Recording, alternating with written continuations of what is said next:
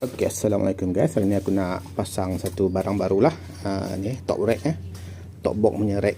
Okay, ni yang lama lah, yang lama besi. Okay, ni aku punya box lah, EMS 55 liter. Okay, jadi aku nak try pasang rack yang baru lah, yang nampak lebih solid lah. Okay, sebab dia nampak macam kemas lah, kemas dan nampak macam ori motor lah. Okay, kalau aku beli ni harga dia murah je, bawah 100 aku dapat. Okey, datang sekali dengan skru dia bagi siap skru semua. Okey, dia ada skru, dua skru yang agak panjang dan dua skru yang agak pendek. Macam ni. Okey, skru yang panjang ni dengan washer lah. Kau masukkan dalam washer ni. Okey, masukkan sini. Macam tu. Dah masuk skru yang panjang. Sama juga dengan yang ni.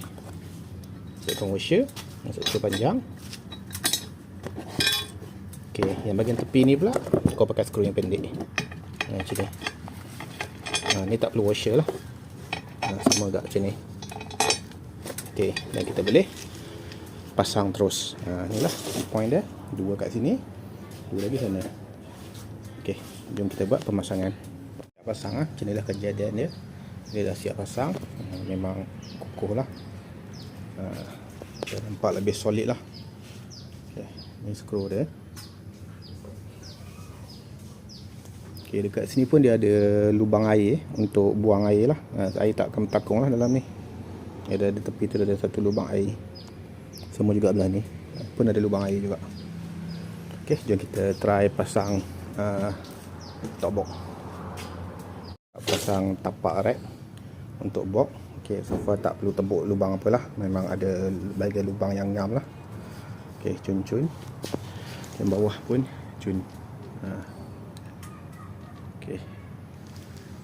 Kita try pasang box lah. Tengok dia sangkut seat atau tidak. Okay, jom kita pasang. Setelah pasang box masih ada gap lah untuk kita buka seat. Okay, tak sangkut seat banyak lagi clearance. Okay. Okay, ni kedudukan dia lah bila kita dah pasang.